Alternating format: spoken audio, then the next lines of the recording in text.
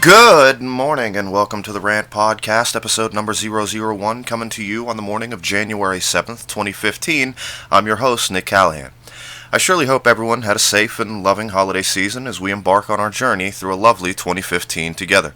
I'd like to start this morning by giving you a brief introduction as to why we are doing this podcast in the first place, and that is, in a nation where media can and does have so much influence over the masses of people, particularly American people, I feel it should be a moral obligation of anyone who has such the privilege of any forms of journalism to hold themselves to a higher standard than what can be seen on mainstream media outlets, especially as it pertains to the entities that call themselves news outlets. Airwaves that go to TV and radio, as well as blogs, websites, and podcasts have been hijacked by an undying thirst for gossip and distraction, and it has even rolled over to the news outlets merely for doing segments to give ratings bumps. It's these very outlets that have helped make Kim Kardashian, a pop culture icon made famous for a sex tape made with R&B singer Ray J, which later led to a reality TV series, a more common household name than, say, Janet Yellen, who was sworn in on February 3rd of last year as the Federal Reserve Chairman, after Ben Bernanke's term had ended and he went on to the Brookings Institution. I can't help but feel the amounts of distraction we are subject to that result in lack of understanding in aspects of not just government operations, but humanity, civility, and intellect. It seems that media outlets have played a devastating role in the dumbing down of America and its people, and here at the Rant, we won't be following that structure or example.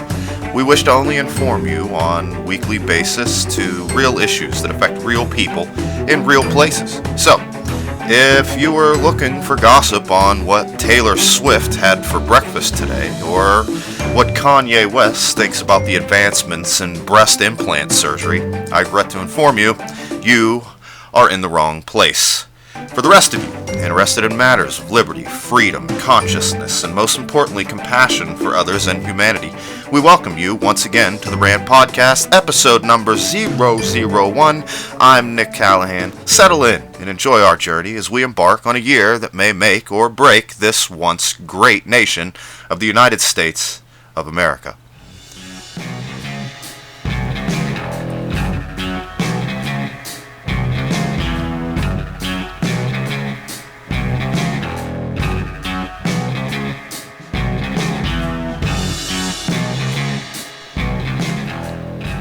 Alright, and in this first episode we will briefly go over some of the big headlines of 2014 and do so in an attempt to conclude it so we can move on with issues of this year. With all that, I'd like to start with a G20 meeting that very well may lead to the further destruction of the American middle class. At a recent G20 meeting, the nations agreed that bank deposits would no longer be considered money. These bank deposits become the property of the banking institutions and as such can be used any way the bank wants. This means that any money you deposit in a bank now is no longer yours, but makes you an investor in the bank and subject to lose that money if a banking crisis takes down the bank. The spending bill just passed by Congress makes the American taxpayer responsible for any derivatives losses that bank may suffer. These derivative holders now have first priority when any funds are paid out and depositors are relegated to last place. FDIC insurance will have to pay out these funds, but it has nowhere near enough money to pay the more than $300 trillion in losses that will be suffered in a banking crisis. That means any depositor has little hope of getting anything back. In order for depositors to get anything back, massive money printing would have to take place, making any payout amount only pennies on the dollar. And if you don't think there is any danger of a banking crisis in America, you may want to keep in mind that the Treasury Department has recently ordered $200,000 worth of 72-hour emergency kits for dispersion to every major bank in America. These are known by many as bug-out bags and are used to support individuals when disaster strikes and they have to care for themselves for the first few days of crisis. New legislation now gives pension plans the ability to cut benefits to pensioners in the future, making the future welfare of these people uncertain. They say it is necessary to prevent these funds from going bankrupt. It will, quote, apply multi-employer pensions where a group of businesses in the same industry join forces with unions to provide pension coverage for employees. The plans cover some 10 million U.S. workers, end quote. You may be happy to know this will not affect congressional pensions as long as they are funded by the taxpayers. The sanctions being placed on Russia are beginning to destabilize the world in many ways. The sudden drop in oil prices will send ripples through many foreign nations and cause an already tense situation to become highly flammable. It seems this is what is wanted to provoke a new world war and hide the complicity of bankers and politicians in the coming destruction of the economy for the American people. For the past few years, those elite with knowledge of the coming monetary destruction have been putting their fiat dollars into hard assets that they can find. The recent record prices paid at auction for collectibles is just one more indication that those in the know are moving into hard assets as fast as they can to preserve their wealth. This diversification includes precious metals and land as well. I believe when there are no more metals or suitable properties available for purchase, these entities in control of this game will pull the plug and let everything collapse. Those holding fiat paper, electrons, or other paper promises will be devastated as those assets evaporate into thin air. You may feel some security knowing you have a good job, but among the deposits that disappear will be billions in commercial accounts that belong to businesses. When these businesses lose this money, many will likely close, destroying many jobs in the process. This will send ripples through the transportation, production, and distribution system when it happens. In an economy made up of 70% consumer spending, this will be fast and devastating to those with few resources to fall back on when it happens. And now it would seem reasonable to look at the causal effects of why the majority of Americans are in this position. First, we should look at a massively overlooked article in what seems to be a massively overlooked document by the American government. I, of course, am talking about the Constitution. The Constitution was written for we, the people. It warns of the possibilities of governmental corruption, but gives us a solid republic and furthermore challenges us to keep it. And it must be admitted that America has failed its forefathers for what they worked and sacrificed so much for. In the Constitution, at Article 1, Section 10, it states, "No state shall admit bills of credit or make anything but gold or silver coin a tender in payment of debts," which means that it is not the job of the Fed by raising interest rates. In that, you can clearly see that the American monetary system, which is in fact debt-based via the Federal Reserve, is actually a legal activity as it would pertain to the Constitution of America.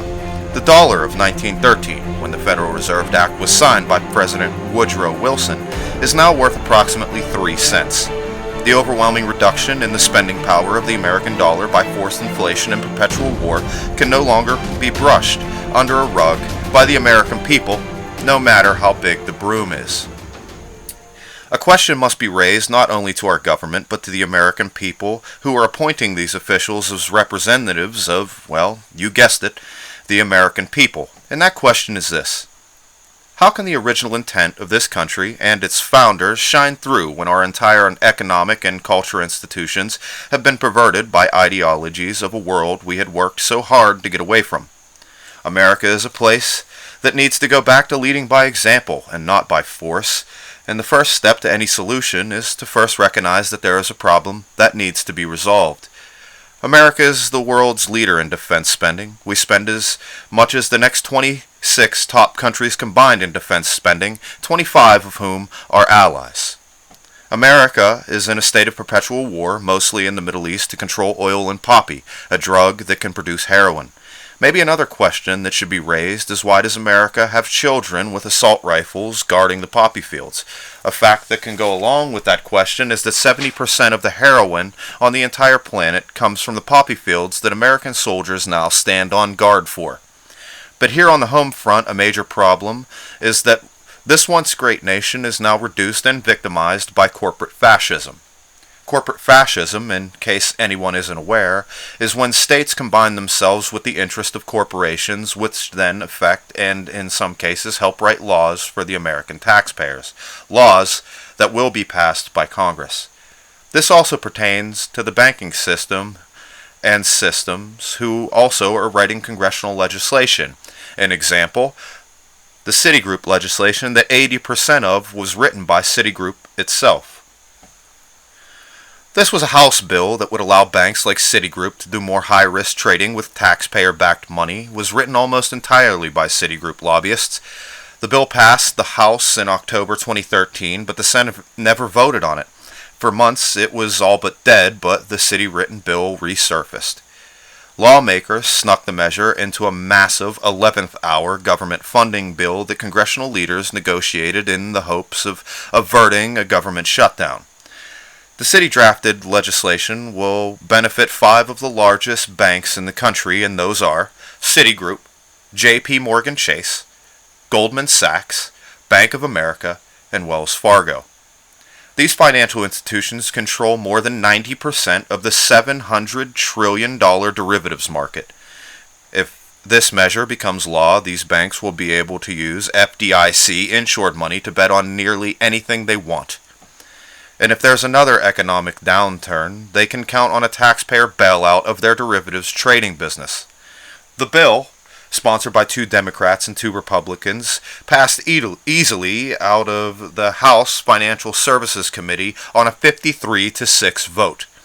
The 6 no votes came from Democrats, and in October 2013, the measure passed the Republican-controlled House for 292 to 122. 70 Democrats voted in favor, but that was far fewer than expected, partly due to press coverage of cities' involvement in the bill's drafting. Back then, the bill's chances of becoming law seemed dim. Treasury Secretary Jack Law voiced his opposition to the measure, saying, quote, "It would be disruptive and harmful," end quote. Obama signaled lawmakers that he opposed it. It never came up for a vote in the Senate, and the legislation was left on a table for corporate-friendly lawmakers on both sides of the aisle to now sneak into the pending spending bill, but Democratic leadership in raising concerns about the Wall Street-friendly provisions. House Minority Leader Nancy Pelosi, a Democrat out of California, blasted out a statement slamming the provisions for allowing, quote, "big banks to gamble with money insured by the FDIC," end quote. And Senator Elizabeth Warren, a Democrat out of Massachusetts, is calling the House to strike the city-written language from the spending bill. But their comments and public outcry will only fall on deaf ears. Also, as we speak about big headlines in the year of 2014, I feel it would be an injustice to you to not bring up the cases of police brutality of people like Eric Garner, Michael Brown, or a 12-year-old girl who was on a playground with a BB gun, a situation that ended up costing 12-year-old Tamira her life on that tragic day.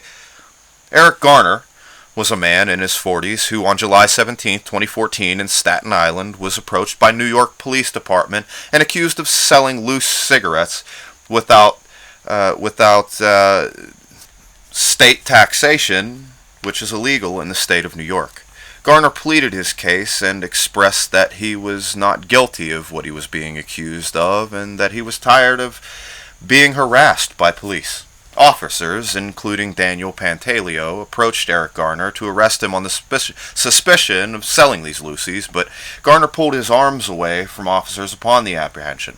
This is when Daniel Pantaleo implemented a chokehold against Mr. Garner, a chokehold that was banned in 1993 by the New York Police Department as an excessive use of force. Garner did have medical conditions such as asthma, a heart condition, and was an obese man in stature, none of which were a cause of death.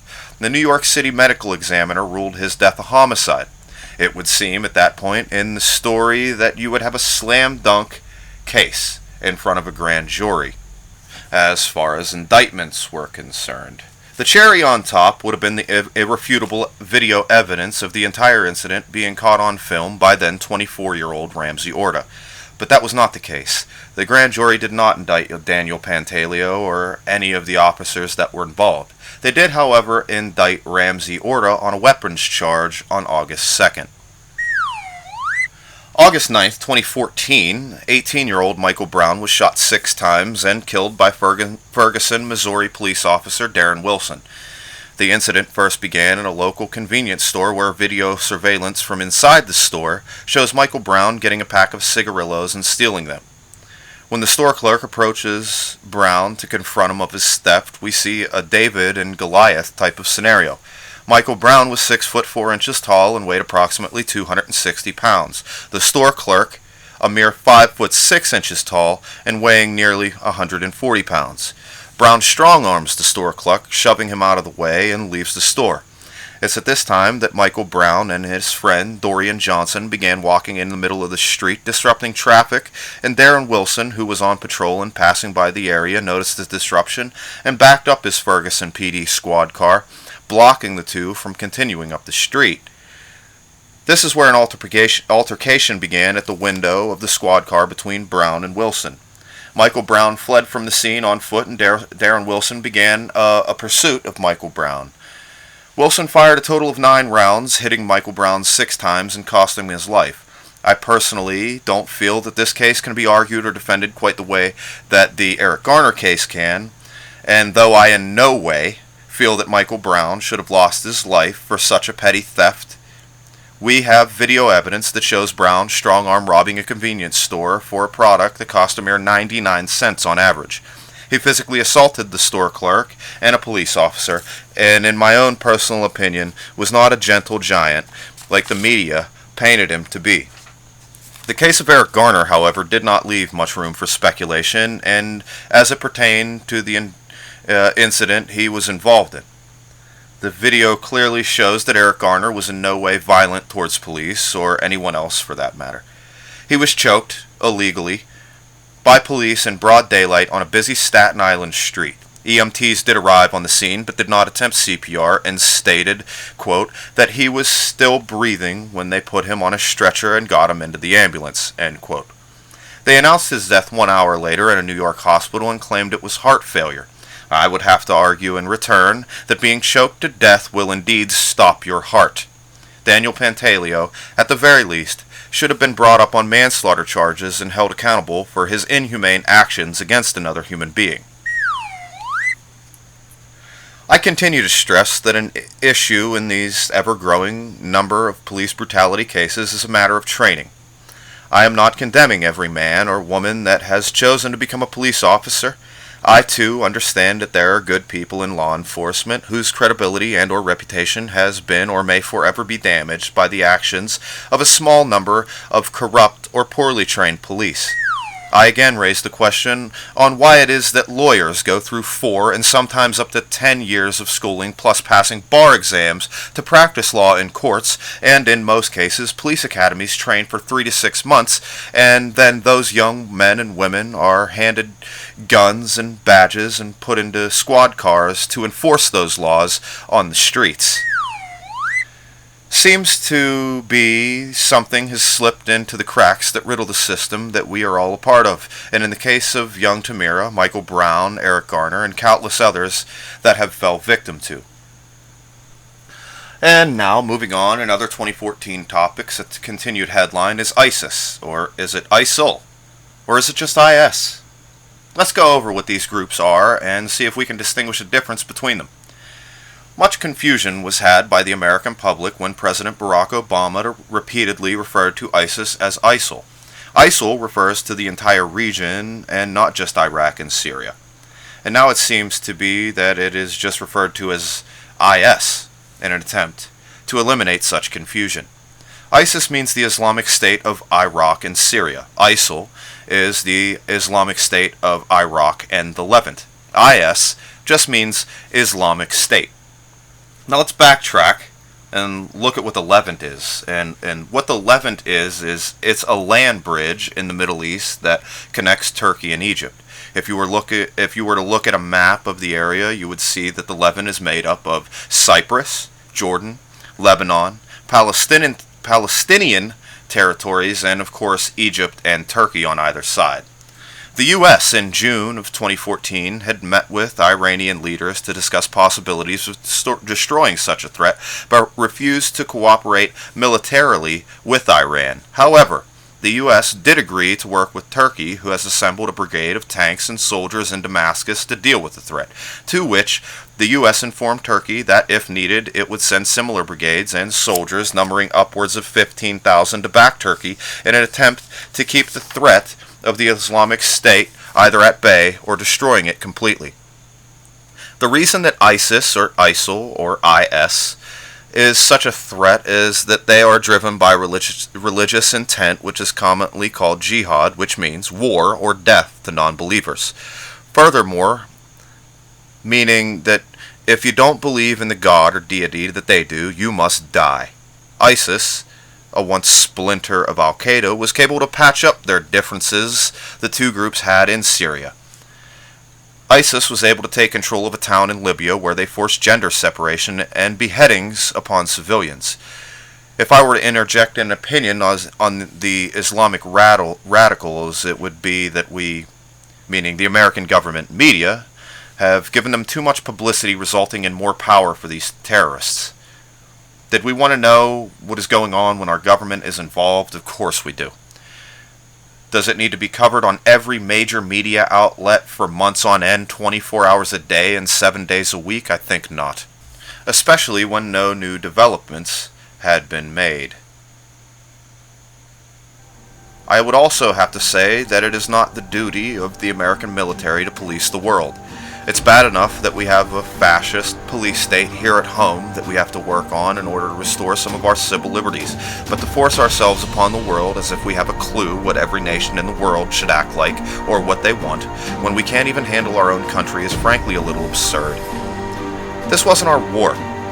This war was regionally contained and could have very well been Saudi Arabia that was the moderator, so to speak, of this conflict instead of the U.S. ISIS was not threatening the U.S. until we made it our war. On September 10th, just one day before the anniversary of 9/11, the U.S. announced that it would approve an airstrike against ISIS in the Middle East. 2 American journalists were killed shortly after this. Also in big news in 2014 was a CIA torture report. Senator Feinstein released a redacted 500-plus page report on the CIA torture as it pertained to the U.S. gaining intelligence on terrorist organizations. We all saw some of the torture techniques that were discussed in the report, such as waterboarding, sleep deprivation, rectal feeding, and rectal hydration, all without medical necessity. It was feared that upon the release of this report, members of the intel community and their lives would be in danger, but it was seen that government transparency was more important because the American people have a right to know what is being done in their name, and I would have to agree.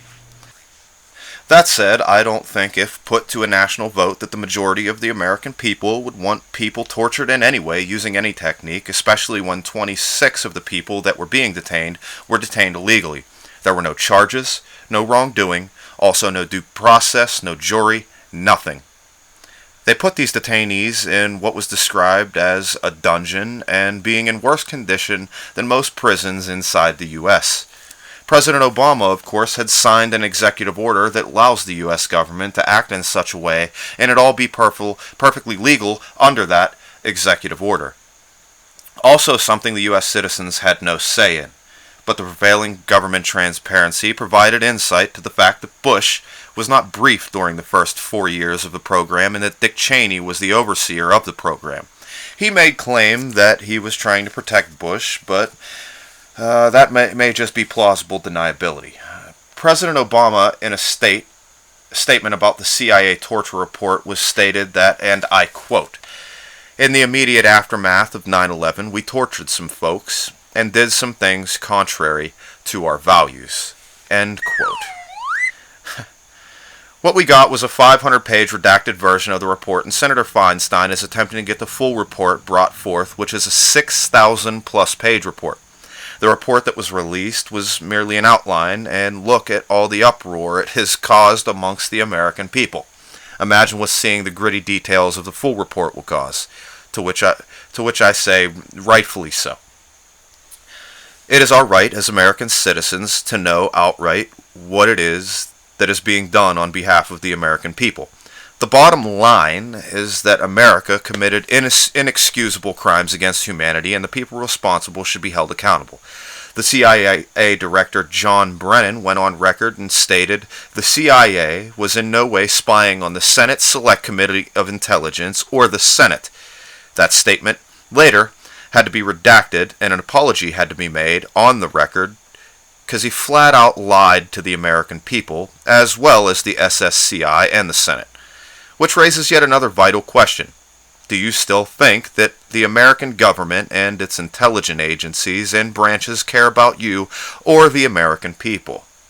Because they surely do not serve the interest of the American people. They serve their own interests, and that should be enough for people to not just be shouting for reform, but shouting for revolution. Moving on to one of the biggest headlines as it pertained to 2014 was, of course, NSA whistleblower Ed Snowden. Snowden was an infrastructure analyst for Booz Allen Hamilton to the NSA from a Hawaii office location. Snowden, best known for exposing the programs X-Keyscore and PRISM that were used for governmental mass surveillance, was also a CIA systems security consultant. It was a monumental leak of classified information as it implicates some of the top internet companies in having a backdoor for the NSA and CIA to attain public records without warrant, which is an extreme invasion of privacy. Among some of those companies that have been declassified and released thus far are Microsoft, Yahoo, Google, Facebook, Skype, AOL, YouTube, and Apple. And Obama went on the record with Charlie Rose saying that they get bulk dumps of call pairing data from Verizon in which are stored on a mass database called PRISM. I feel it would be safe to assume that AT&T, T-Mobile, and all the others are involved in this as well and just not yet released as public information. So let's look at some of the programs that Ed Snowden has spoke about among the massive amounts of data collection being done warrantless against every American in the country. The data breakdown, as it is done by each program, is as follows. If they are recording your voice, potentially from a cell phone call, that program is called Nucleon. For video collecting, the program is called Pinwhale. The Mainway program is for call data, and Marina is for internet data collection. And they are collecting it on all of us. We have to ask, what gives them the right to collect our call data? And what the hell is wrong with us as a people to allow it? But first, we will take a look at the big programs that Snowden was risking so much to tell us about. X-Keyscore is a computer system first used by the United States National Security Agency for searching and analyzing internet data, and it collects it worldwide every day. The program has been shared with other spy agencies, including the Australian Signals Directorate, New Zealand's Government Communications Security Bureau, as well as Germany's. This program's purpose was publicly revealed in July 2013 by Ed Snowden in the Sydney Morning Herald and O Globo newspapers. The codename was already public knowledge because it is mentioned in earlier articles and, like many other codenames, can also be seen in job postings and in the online resumes of employees. On July 3, 2014, excerpts of X-Keyscore's actual source code were first published by German public broadcaster Norddeutscher Rundfunk, a subsidiary of ARD. A team of experts analyzed the source code. Recent articles mention that X-Keyscore users uses user metrics to flag certain data such as sex, ethnicity, and geolocation. The other program that was heavily mentioned in the leak was PRISM. PRISM is a clandestine, anti-terrorism, mass electronic surveillance data mining program launched in 2007 by the NSA. It was in 2007 that PRISM began in the wake of the passage of the Protect America Act under the Bush administration. The program is operated under the supervision of the U.S. Foreign Intelligence Surveillance Court, pursuant to the Foreign Intelligence Surveillance Act, otherwise known as FISA. Its existence was leaked 6 years later by NSA contractor Edward Snowden, who warned that the extent of mass data collection was far greater than the public knew and included what he characterized as, quote, dangerous and criminal, end quote. The disclosures were published by The Guardian and The Washington Post on June 6, 2013. Subsequent Documents have demonstrated a financial arrangement between NSA's Special Source Operations Division, otherwise known as SSO, and PRISM partners in the millions of dollars. Documents indicate that PRISM is, quote, the number one source of raw intelligence used for NSA analytical reports, end quote. And it accounts for 91% of the NSA's internet traffic acquired under FISA Section 702 authority. The leaked information came to light one day after the revelation from the FISA court had been ordering a subsidiary of telecommunications company Verizon Communications to turn over to the NSA logs tracking all of its customers' telephone calls to add further detail on what Obama said in the Charlie Rose interview. I personally view Edward Snowden as a patriot and a true American hero. For that, Mr. Snowden, I thank you on behalf of the American people. He put his life, his liberty, and his well-being on the line to expose the criminal activity of the government against the American people. He has gained asylum from Russia, and in Russia from President Vladimir Putin, who has stated that he is in no way using Snowden as a source of intel against the United States. But I'm not so sure the U.S. government is so convinced that he is telling the truth. We're going to get into some of that now with a quick peek at some of the coming things of 2015.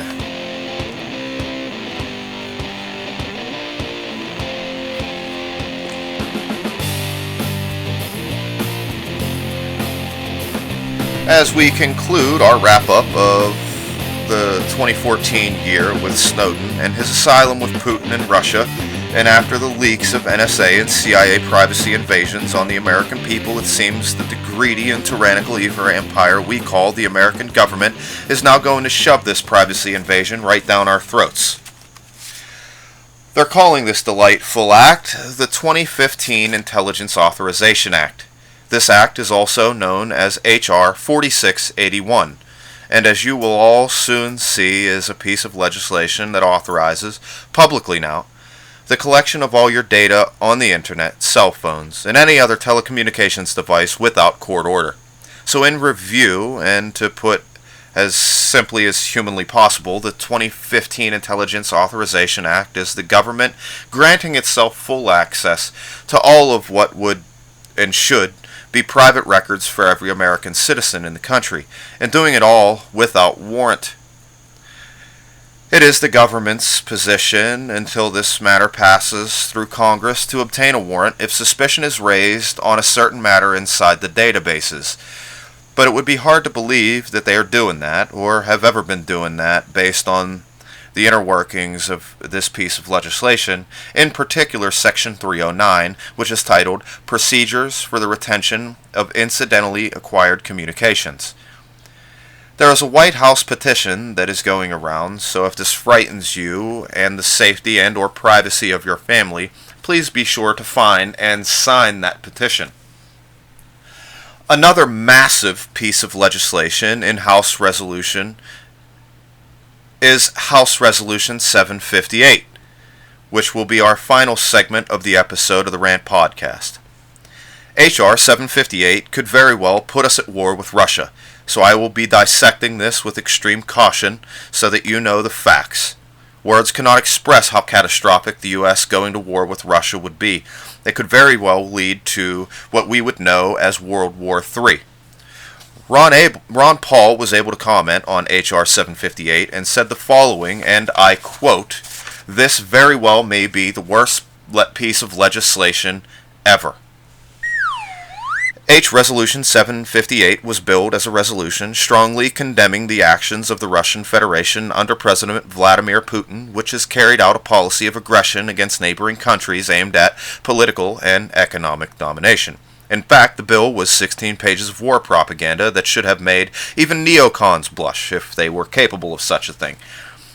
These are the kinds of resolutions I have always watched closely in Congress, said Ron Paul, as what are billed as harmless statements of opinion often lead to sanctions and war. I remember in 1998 arguing strongly against Iraq Liberation Act because, as I said at the time, I knew it would lead to war.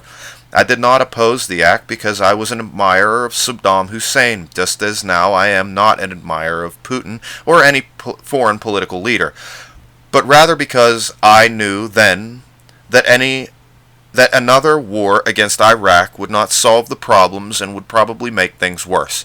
We all know what happened next.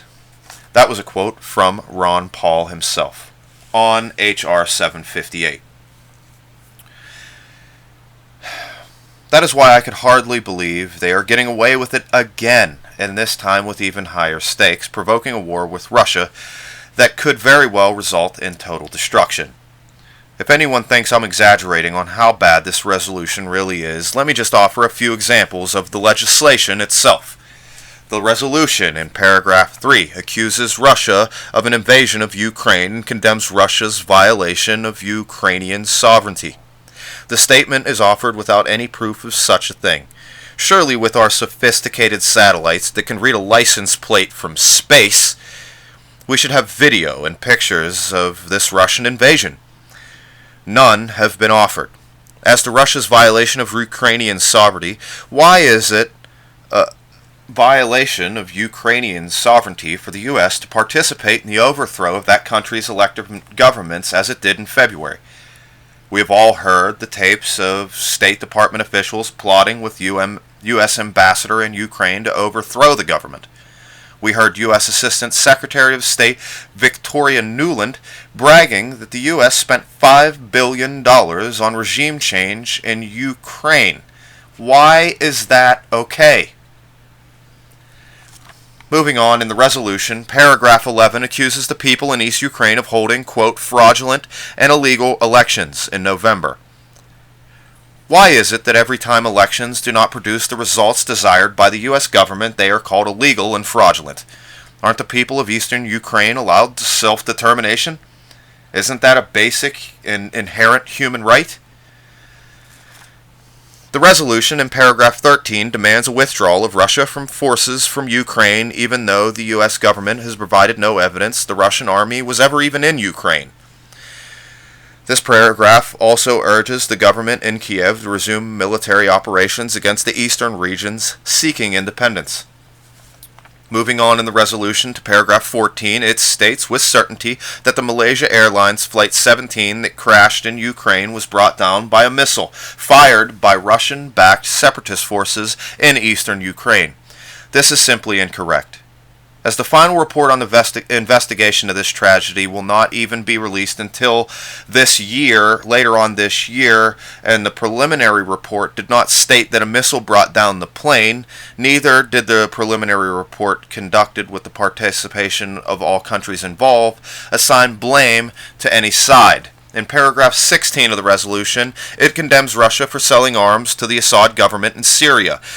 It does not mention, of course, that those weapons are going to fight ISIS, which we claim is the enemy, while the U.S. weapons supplied to the rebels in Syria have actually found their way into the hands of ISIS.